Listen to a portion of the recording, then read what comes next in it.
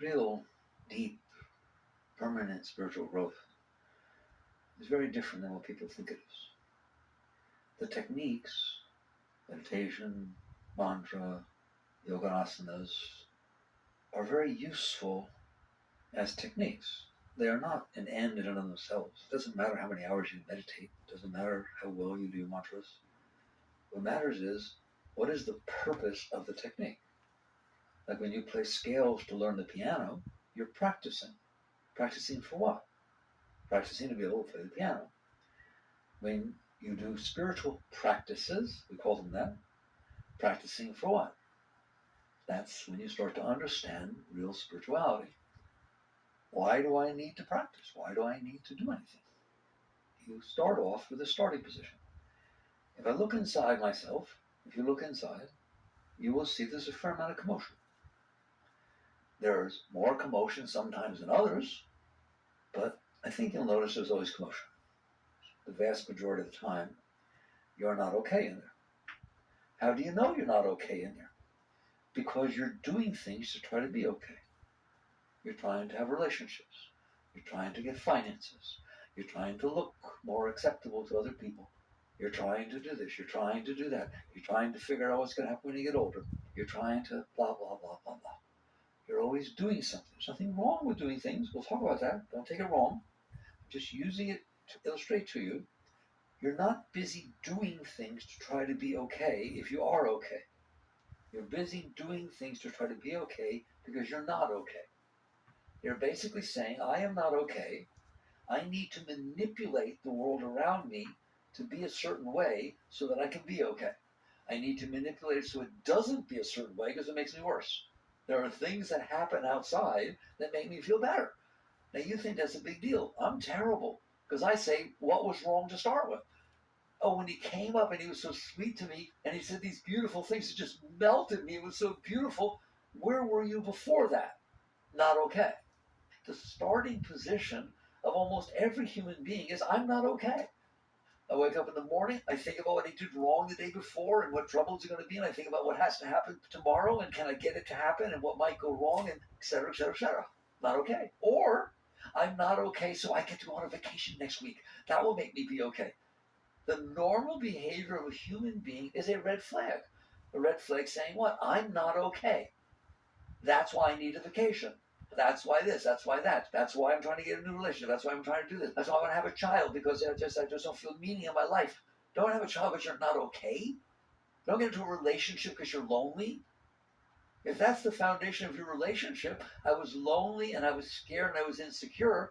God forbid the relationship work. And you're no longer lonely, insecure, etc. Then what? The whole basis of your relationship is so shallow that it doesn't have any roots. So all of this, I don't want to belabor it because it's not fun to listen to, but the truth of the matter is every single thing is saying, I'm not okay. If you're feeling okay and you're wonderful, you're not doing these things. How are you doing? Great. What do you want to do? I don't care. Do you like your job? I love my job. You want a vacation? No. No, I love my job. I want to go to work. I want to work on the project. People that are really into their projects, research scientists and different people like that, right? Mathematicians, they're trying to solve this equation, for 3 years. They don't want to go on vacation. There's no vacations. If they go on vacation, they take the equation with them. So basically, you wake up. This is tough, but just once, dare to question everything. That's what spirituality is. It's questioning everything. It is not a methodology of getting the same thing you always wanted. It is the question of saying, what is going on?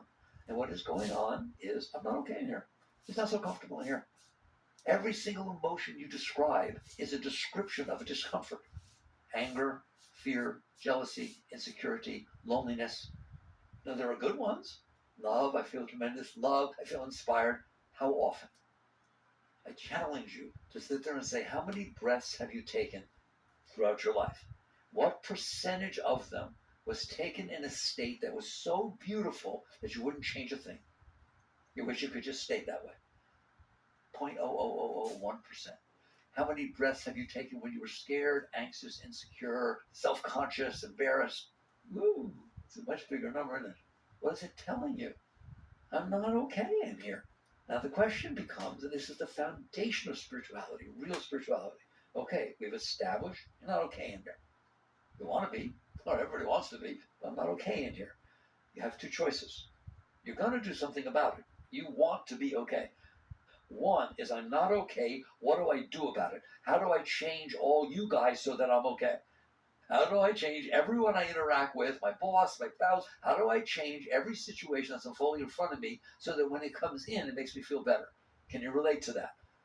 All right? Then you're out there fighting with life. You're out there fighting with everybody. You're out there manipulating. It's not a nice word, but it's the word. You're out there manipulating the moments unfolding in front of you so that when they come in, they feel better. And you sure as heck are doing it to make sure they don't feel worse. So that's one thing you can do about not being okay. Thank God there's another thing you can do about not being okay, but nobody will talk to you about. Fix it. Don't compensate for it. Don't put a band-aid on it.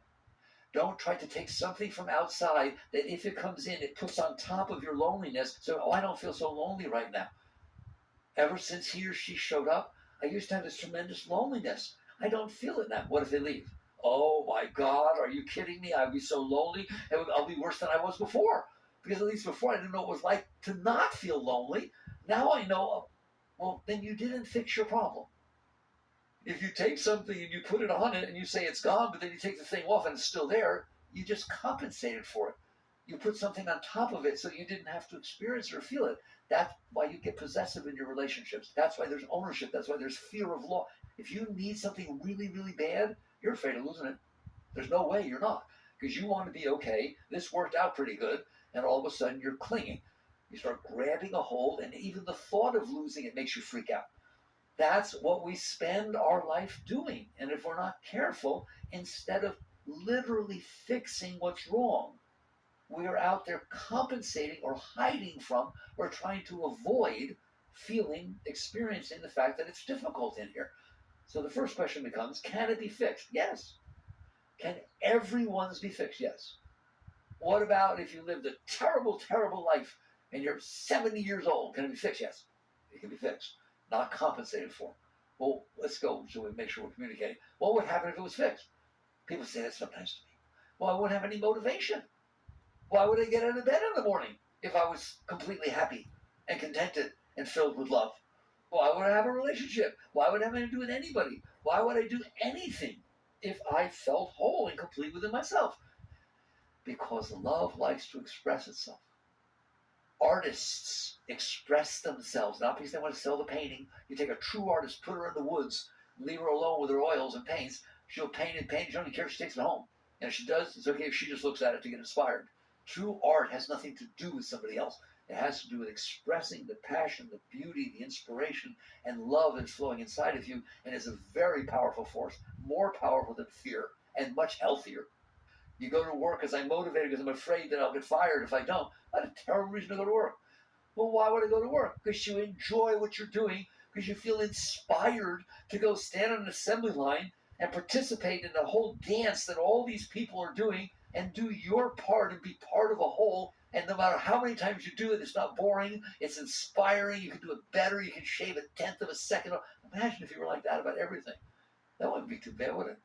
That's what a whole being feels like. It is filled with joy and effervescence and inspiration and love and passion. Not, well, I'm already happy, why would I do anything? The happy means you're filled with inspiration. You're filled with joy. Okay, you fell in love, you met somebody, you're filled with love. You don't see them, do you? Wild horses couldn't keep you apart, right? You don't need fear, you don't need insecurity, you don't need anger. People say anger, what a great motivator. It's a terrible motivator. If you are acting out of anger, you will burn up. And you will take that anger and put it out into this world and pollute the world. Your energies come out there and you make people around you angry and all kinds of things go on. Right? So this whole concept that you have to be motivated by negativity or getting away from negativity is because people don't understand. It can be fixed in there. It can be fixed to where there's beauty inside, inspiration, joy, love. First of all, let's get straight. What's supposed to be every moment, every second of your life is supposed to be the highest experience you ever had, and then the next one's higher than that, next one's higher than that, but it'll go on forever. Who wants that? That's what Youre used to call it, ever new joy. You want to know why? Because it says you'll feel joy. They say, well, you get tired of joy. It's like you get tired of the same meal. No, okay, it's ever new joy. It's a joy that, I'm serious now, this inner energy is a joy that you feel that is so uplifting it blows you away. It's so beautiful you wouldn't trade it for anything. And every time you feel it, it's like the first time you ever felt it. Every kiss is the first kiss. It's ever new joy. It's completely fresh. They call it spirit. They call it Shakti. They call it the flow of Chi. Call it whatever you want. It is completely deeper and more meaningful than this noise that is going on inside your psyche that is not okay. So there is the possibility of fixing what's wrong so that you don't have to spend the rest of your life fighting with everything and everybody to try and get it the way you need it to be so you'll be okay. Because you're not going to be okay anyways. No one has ever been okay that way. And you know that. Whatever age you are, replace whatever age I say with the age you are, right? From the time you were little and you wanted a toy, you carried on to try and get your toy. When you were in junior high school, whatever it was, you started dating and doing stuff, you tried to get people to be the way you wanted to be. You have every moment of your life done everything you can to get it the way you want. All of it's the same. It's all saying, I'm not okay. To me, it's all a call for help. All right, everything everybody's doing. Why do they need so much money? Why do billionaires need another billion? Because they're not okay. Why do people in relationships have other relationships? Because they're not okay. Why? Because they're not okay. That's why everybody's doing everything they do. And they've done it every moment of every day of their life, and they're still doing it. Well, what is that telling you? If I try something every moment of my life and I still have to try it, maybe I should wake up and realize it doesn't work. It doesn't work to try to compensate for your not okayness. So the wake-up call is, I have no choice. If I want to be okay, I have to find out why I'm not okay. It's not true that you're lonely because you haven't found your soulmate. You want your soulmate because you're lonely. You can't sit there and say, the reason I feel loneliness is because I don't have something. It's not true. You feel loneliness, so you said this will take care of it, and I don't have it, and then you blame that on loneliness. The fact that you don't have your soulmate is what you're blaming your loneliness on. There are plenty of people that found just the right person and then find themselves when no one's home lonely. There are people who live in New York and are lonely. There's a lot of people in New York. How can you be lonely? Because loneliness has nothing to do with that. It's something that's inside of you, isn't it? So you wake up one day and you sit there and say, if I have one life to live, I'm not going to waste it. I'm not going to waste this running like a chicken with my head cut off trying to compensate for what's wrong with me. I am going to fix what's wrong with me. And so the next question becomes, what's wrong with me? How did it get that way? Why am I not okay? That's a perfectly reasonable question. Notice, the question of, I'm not okay, what do I do about it, leads you outside. The question, I'm not okay, why am I not okay? Why is this going on in here? Leads you inside. Those are two totally different paths. So the question goes, why am I not okay? Once you get clear enough to where you're not making all this noise splashing around trying to get stuff the way you want, and you take a look inside, you're going to see. The clues are there. It's not hard to see. Take something you're not okay about.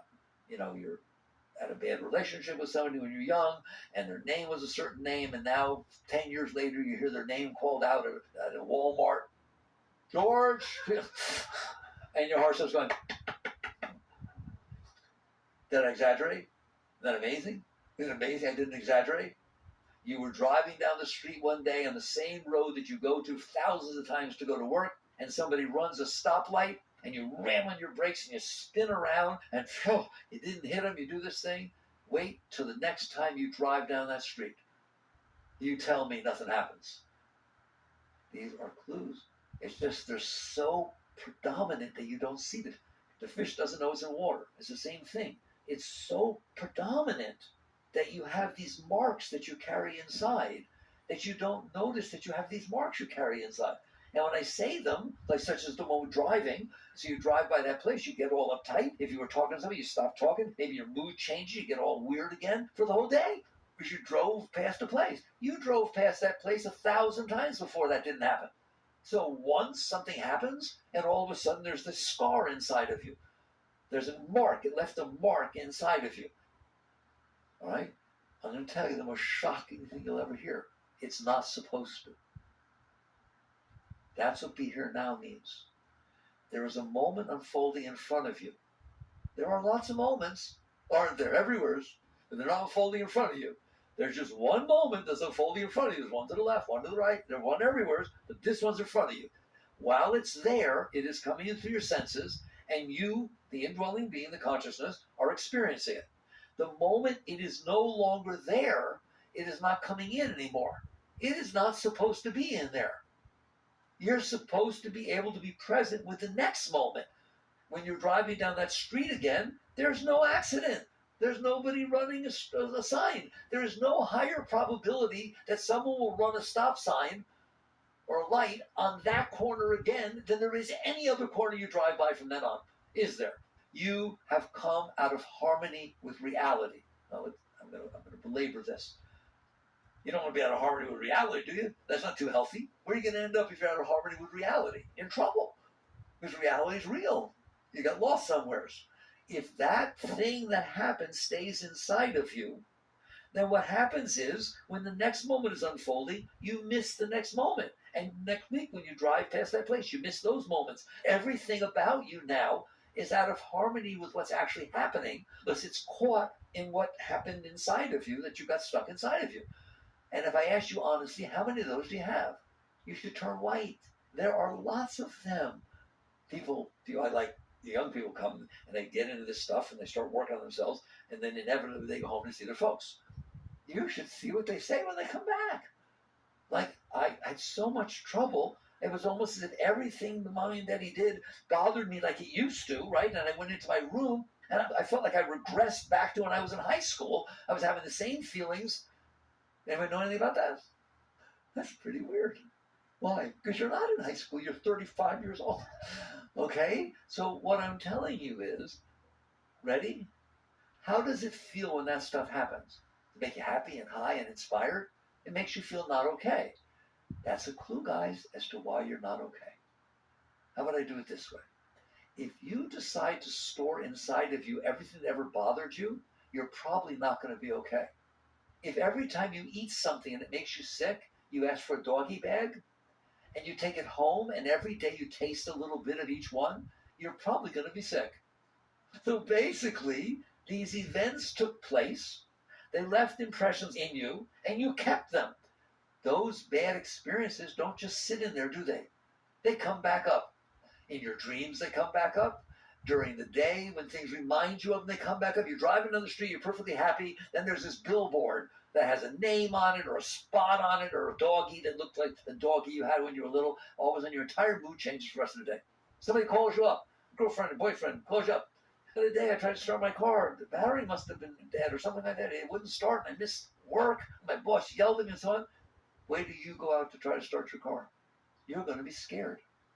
But it has nothing to do with your car. It doesn't matter. If it gets in your head and it stays there, it causes trouble.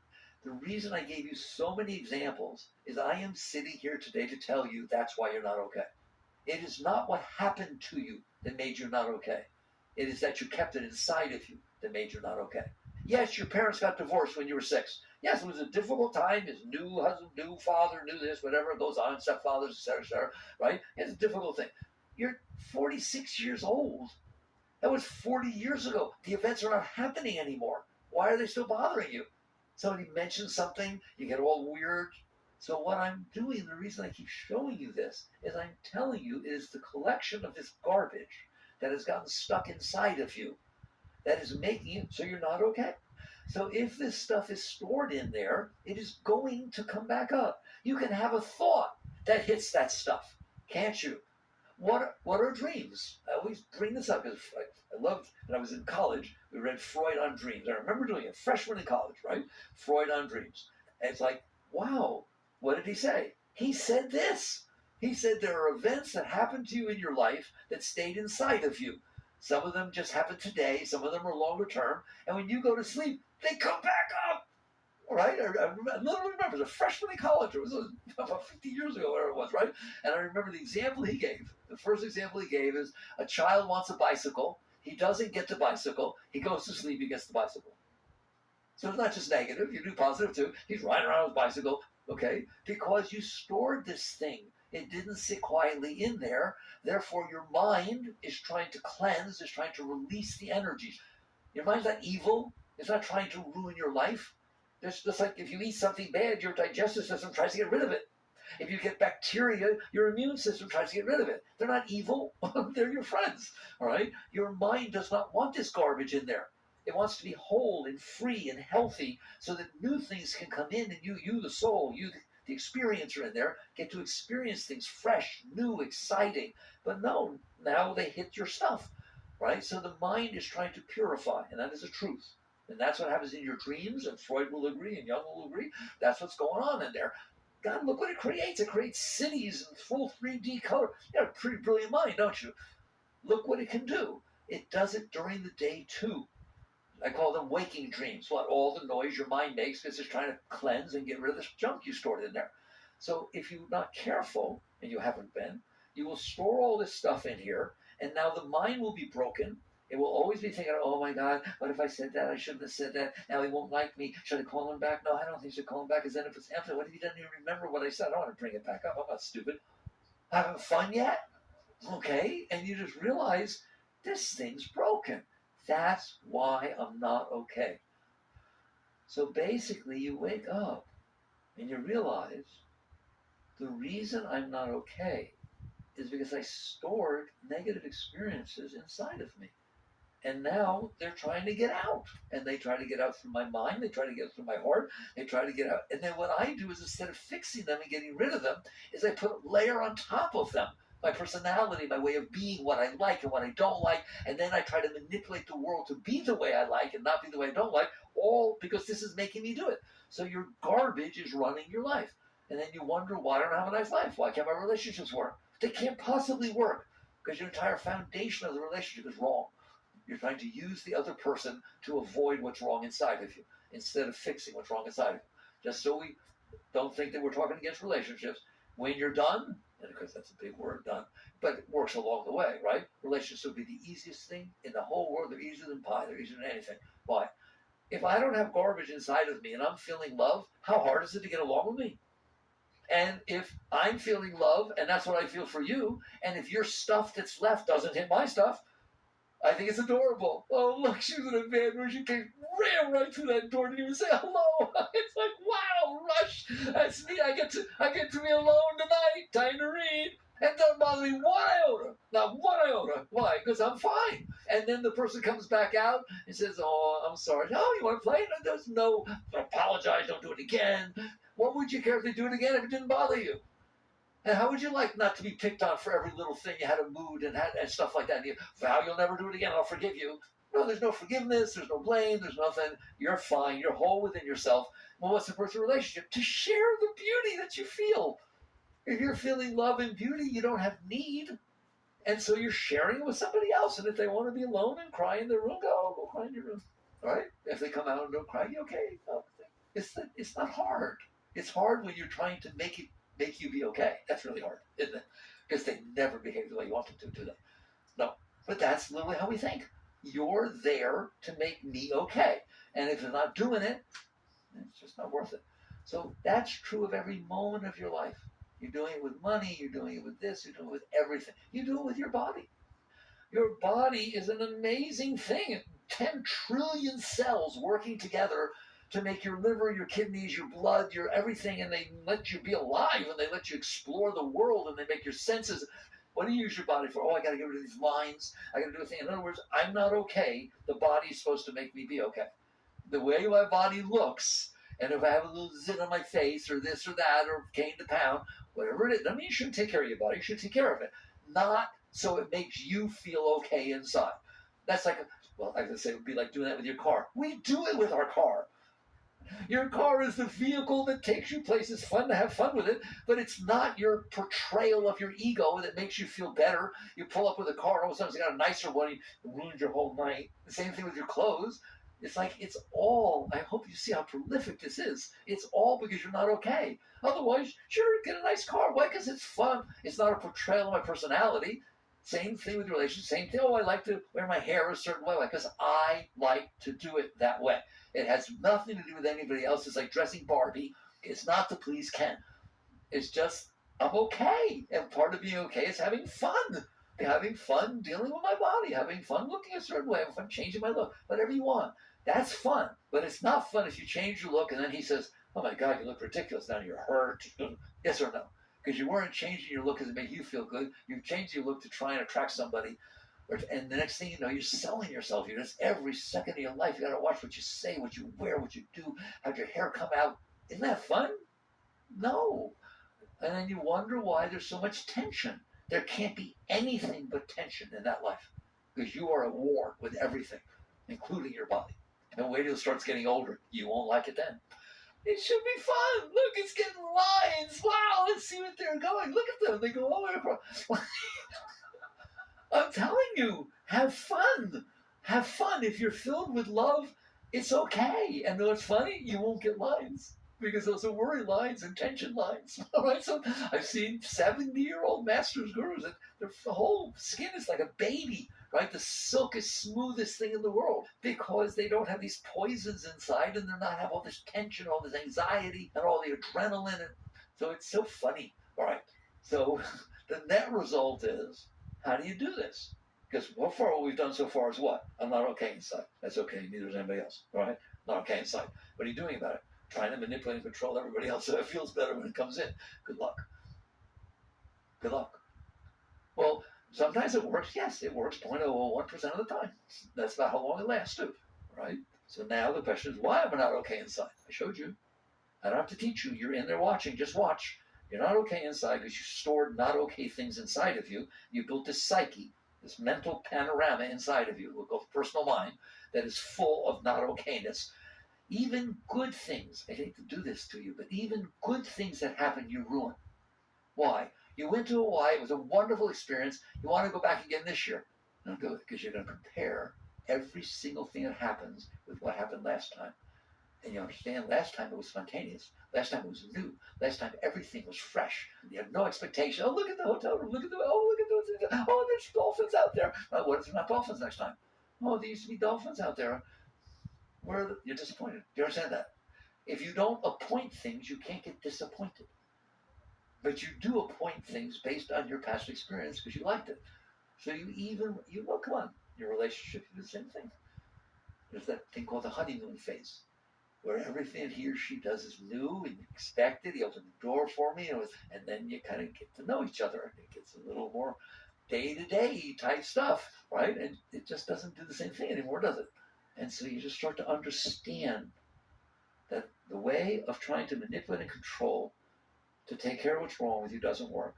Then the question is, what's wrong with me? Why is it wrong? Because you stored all this stuff inside of you. So the answer becomes very straightforward. Get it out. Get it out. I'm telling you. It's called spiritual purification.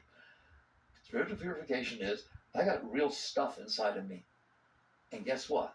I put it there. I did not. Yes, you did. I didn't make my first, second, or third, my exes be the way they were. No. But when they were gone, they stayed inside of you. They're not there. They can't stay inside of you. You keep it inside of you. How? It starts to come up. What do? Push it down. It's called suppression, repression. When it starts to come up and it's uncomfortable, you don't like that feeling, do you? So you push it down. You do something with it so you don't have to deal with it. Spirituality is, I'm not going to do that anymore.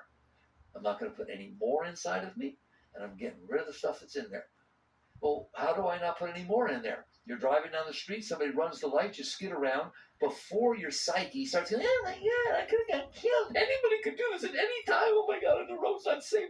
Go on, have fun and see what happens. The moment you catch your senses, or I say, wow, that was fun. Oh my God, what a rush that was. I steered the car. I managed to stop the car. I didn't know I could do that. Isn't it amazing what happens when you're in danger situation? This is so exciting. Start saying it, and it won't stay in there like that. And you neutralize, that's the word I use. You neutralize the experience, not deny the experience. You're fully accepting it. This is what happened.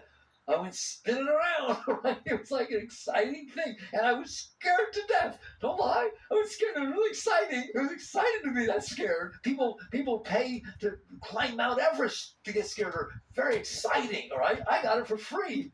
I get this wonderful experience. Turn things into beauty. You do it. The event happened. Yes, it happened. Okay? It has its own vibration. It came in. You experienced it. Now it's over. They're not running the light anymore. It's over. Can it be over inside of you? It doesn't have to stay in there. You're holding it in there. Buddhists call it clinging. You're clinging to the experience because it was either comfortable or not comfortable. Work with yourself. Somebody told you, low-hanging fruit. Somebody's driving in front of you. They're going 15 miles an hour below the speed limit. What are you doing inside your head? Causing trouble. Not for the driver. They couldn't care less. They don't pay any attention. But inside your head, you're causing disturbance. And I'm telling you, that disturbance will stay inside of you. When you see a car next time that looks like that, you'll cut the person off next to you so you don't have to go behind that car. It wasn't even the same car, but the color was similar. Okay? Make it nice. I'm giving you homework. Make it nice. How? By making it nice. You're in there. You're the driver. You're conscious. If you let this garbage go on inside your head, and it will go on unless you do something. Bring negative in there. So the person's driving in front of you. It's starting to give its noise and like that. Don't tolerate that. You sit there and say, wow, it worked for me when I started doing it, okay? I like to drive fast. Rule is 5 miles an hour faster than the speed limit, the cops won't bother you. So everyone's supposed to drive 5 miles an hour faster than the speed limit, right? Some people don't feel comfortable. They like 15 miles below the speed limit. Well, who's right? Nobody. It's just different strokes for different folks. It's just that's how it is. So I'm going to sit there and say, well, I like to drive the way I like to. They get to drive the way they like to. Replace it with something beautiful. Neutralize it. To the extent that you neutralize it, it will not leave as deep of a scar, as deep. It doesn't mean it's never going to come back or something like that, but it will not be the same, right? If you do that, the way the mind works is called a LIFO stack. Last in, first out. It's the inventory method, all right? When you push down the car that was driving too slow, you pushed everything else down a little bit so that car took precedent over the little argument you had with your husband in the morning. That was on your mind. Now the car's on your mind. So the car, if you keep pushing things down there, everything else goes further down and just swept under the rug. It didn't go away. It never goes away. Let's get something straight. And you go talk to a psychologist to tell you the same thing. If you don't deal with it and you shoved it down there, it's staying down there. For how long? Your entire life. No. Yes. It doesn't go away. If you sweep it under the rug, it's really not gone. It actually rots down there. It is the same thing with everything you shove down there. So here, you decided not to shove it down, this driving in front of you thing. You neutralized it because, and there's a warning sign, because you neutralized it, what was underneath it has room to come up. And all of a sudden, you can let that one go. You neutralize it, okay, fine, So a little disagreement with the husband, straighten it up when we come home, I'll buy some flowers, whatever it is. You just let go. Just keep letting go. Don't give yourself trouble about it. Don't get mad at yourself because you had a little bad time. Let go. I'm begging you. Spirituality is about letting go. Learning to let go. You just let go. And what happens is, because you let go what happened in front of you now, and you let go what happened, an hour ago and 2 hours ago, all of a sudden, stuff starts coming up from last year. Why? LIFO stack. You didn't put more stuff in there, and all of a sudden your dreams of people, really spiritual people, they're doing well, they're meditating a lot, they'll come to me and say, I don't understand, I was doing so well. Now all of a sudden my heart hurts all the time and I feel all this anger. Yeah, good. Ready? Good. And I always ask the same question. That anger and that all those disturbances you're feeling, you never felt that before in your entire life? Well, not since I was 12. I had this thing on. You hear me? If it ain't in there, it ain't coming back up. If it's coming back up, because it's in there. And a wise person says, I don't want it in there. I would rather go through what it feels like. It doesn't feel good. If it's stored with pain, it's coming back with pain. I would rather go through what it feels like to let it go. I learned to let go of the driver. I learned to let go of the fact that it's raining when I don't want it to. You just practice, like practicing the piano. You practice letting go. Start letting go. Let go. Then the other stuff will come up by itself. Let it go. But what about the ex? All of a sudden, it's the arguments I have with my ex are going back onto my head again. Good. That's not bad. That's good. That means it's time to come up. Now the question is, if it comes up, will you let it go? Or you sit there and say, no, I don't want to deal with this. There's hands in there, aren't there? You can push things around in there. Sit on them. That's spiritual growth. Sit on them. Oh my God, it's not comfortable. That's right. It's not comfortable. But boy, is it beautiful when it's gone. And every one you let go, as you let it go, it'll be piece by piece, as you let it go, the energy you were using, you didn't even realize it, the chi, the shakti, the spirit, the energy you were using to push it down comes back to you. And all of a sudden, your center of being becomes strong. You become powerful. You're smarter than you used to be. You're more conscious than you used to be. You feel love than you used to be. Of course you do. You're not wasting your energy on suppressing and fighting and controlling and manipulating and all the stuff we do. It's called liberation. You're freeing yourself. And eventually you will reach the point that you have let go of enough to where right now the energy goes down because you're pushing things down. It's all about negative. It's all about non-negative. It's all about, I feel better. What do you mean you feel better? That's not positive. It's non-negative. How about I feel ecstatic? Oh, that's positive. How are you doing? Whoa, it's mind-blowingly, and it keeps getting more beautiful. Not I'm doing better. So when you get to the point that you're done with enough stuff, enough energy starts coming up to where it literally changes direction. You don't realize now everything is out. You're looking out there, you're controlling out there, you're pushing stuff down here. It's all down and out. All your energy flow, all your consciousness is down and out. When you let go of enough, it starts turning up and it goes in and up all by itself. You don't have to do a single thing. The energy will by itself come up and then it will start pushing everything out of its way. It wants to come up. Then you catch on that the more you let go, the nicer it got. Oh, I want to let go. And you practice, practice, practice, and eventually it gets so high in there. You're just doing whatever you're doing, all of a sudden you just go into ecstasy and bliss. It's just beauty. You have to do a single thing. You are a beautiful being. You are the most beautiful thing that walked the face of the earth. Doesn't matter what you ever did, you can't ruin it. It's what you are. The sun is absolutely gorgeous. Doesn't matter what it's shining on. When it's illuminating, it may not be so pretty, but it doesn't affect the sun, does it? It's the same thing with you. Don't worry about karma. Don't worry about any of this stuff. That's stuff you built in your psyche. The self, you, the consciousness, the energy, the true energy flow has none of that stuff. It's beautiful. It's untouched. Just like the sun cannot be soiled by anything it shines on. Well, the self, the consciousness, cannot be soiled by anything unless you store it inside. If you store it inside, then it is soiled because it's blocking your energy. People say, well, why don't I feel the light you talk about? Because it's blocked. So it's not a matter of compensating for it. It's a matter of being willing to let it go, to purify, to cleanse. And how do you do that? You just go about your every day just by itself. Stuff's going to hit your stuff. Every single moment, every day, stuff's going to hit your stuff. You used to try to protect yourself. Now you let it go. Start little. Don't start big. Don't go, how do I get rid of my first husband? No. Right? It's just like you play the scales first. You practice tennis. You just practice letting go. Practice letting go. So that is spirituality. That's where the rubber hits the road. That's the real work. Christ said you must die to be reborn. What does that mean? You have to die of the personal self. And naturally, what will be left in you is pure spirit. It's pure upward flow. All true spirituality teaches the exact same thing, which is let go of yourself. Don't devote yourself to yourself. Let go of yourself. And something much greater will be present. And that much greater is a blessing to you and a blessing to everyone you know and a blessing to the whole planet. Work on these things. Jagged.